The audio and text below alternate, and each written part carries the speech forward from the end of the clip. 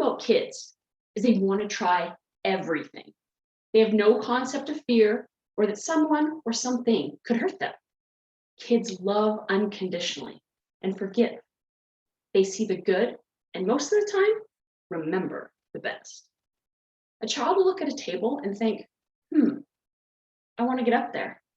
So they figure it out. They may fall, cry, but in the process, they gain wisdom and learning. My point is kids are resilient. Something naturally pushes them to succeed and work through things that are in their way.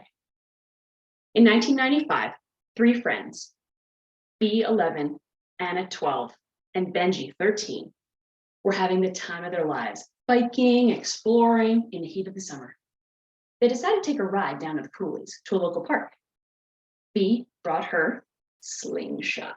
That's right. And the 3 of them decided on target practice on one of those bathrooms at the bottom, because they have little pictures of the boy and girl. And it was at the bottom of this loop in a parking lot. As they started shooting, a vehicle pulled up around the loop and parked within eye distance. It was dusk in the middle of summer, and the sun had disappeared over the coulee.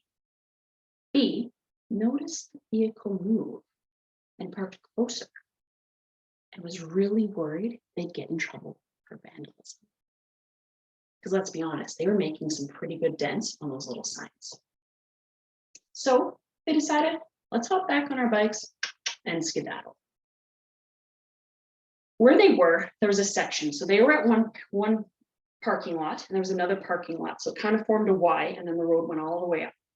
So they decided to bike back. And as they got to the point in the Y in the road, they turned around and saw headlights. They started to come up towards them.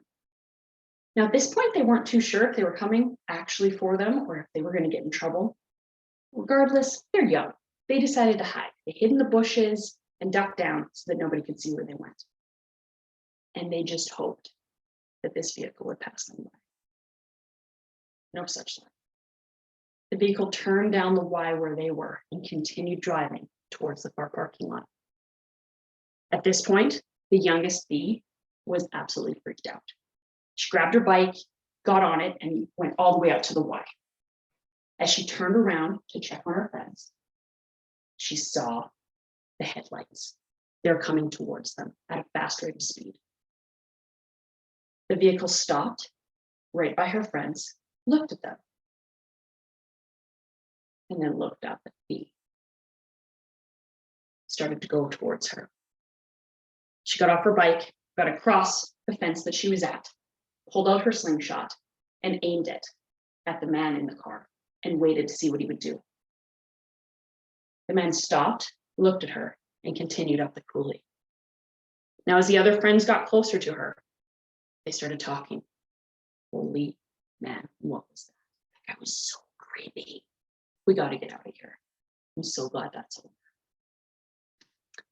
They remember and talking about specifically the man in the blue and brown station wagon, and were just happy to be on their way home. They continued up the coulee, and as they were going, B fell a little bit farther behind. And then the lights appeared again, and B froze in her tracks. See, she was a few lengths back on her bike, and the car started to slow down, looked at the preteens, and continued down the hill. Benji ran back to get his friend, who was momentarily paralyzed. At this point, 11-year-old B had started stuttering, and flashes of childhood trauma resurfaced. The group tried to make a plan of what to do. The 2 girls wanted to leave, get out of here. Let's scoot up the coulee, let's get out. Benji didn't want to leave his bike. He was worried it was going to get stolen, and his parents would be upset with him. The minds of little kids. The sky was getting darker, and time stood still. Finally, Benji agreed to hide his bike, but stay across in a coulee crevice and wait just to make sure the man didn't come back up. So he took the slingshot as a precaution, and the girls went partway up the coulee and hid behind a bush. And then the vehicle reappeared. It continued to go up the hill, but this time at a much slower pace, as if looking for the 3 kids. They waited in what seemed for forever, and finally they heard it. They heard the car one more time. this time it was very different. It was seemingly methodical, slow. They couldn't figure out what was going on until finally it came into sight.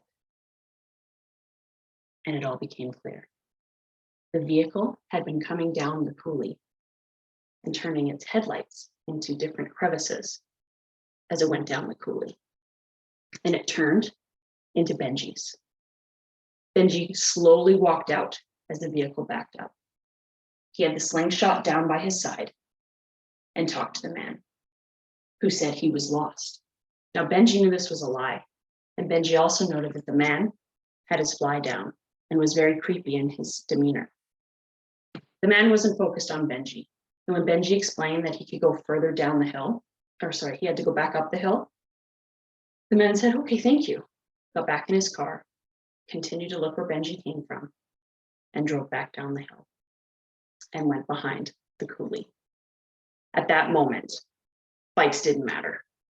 The three of them scrambled up the coulee, got to the top, but at the top, B fell in a gopher hole and sprained her ankle, causing more panic and fear to come out. She continued, and they walked quietly and quickly as fast as they could to get back to their home, where they got a trusted adult who came back to pick up their bikes. They all drove back down to the loop because that's the normal place where you would turn around. And there they saw it, the man sitting with his feet up on the dashboard in his blue and brown station wagon. The teens were very solemn at this point and knew that things could have been worse. You might ask, why share a story like this? Because it's just one story in the lives of these youth that resulted in a stuttering problem for one and the loss of innocence for all.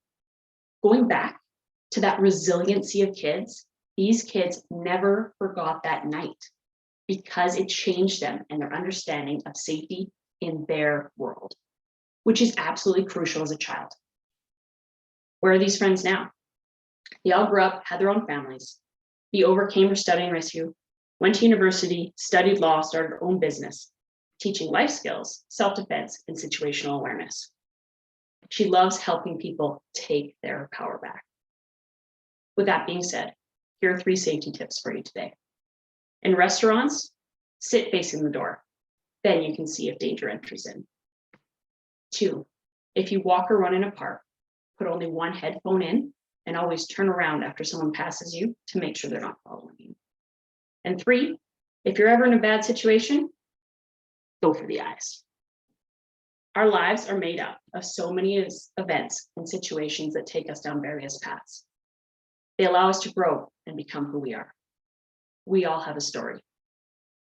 What's yours?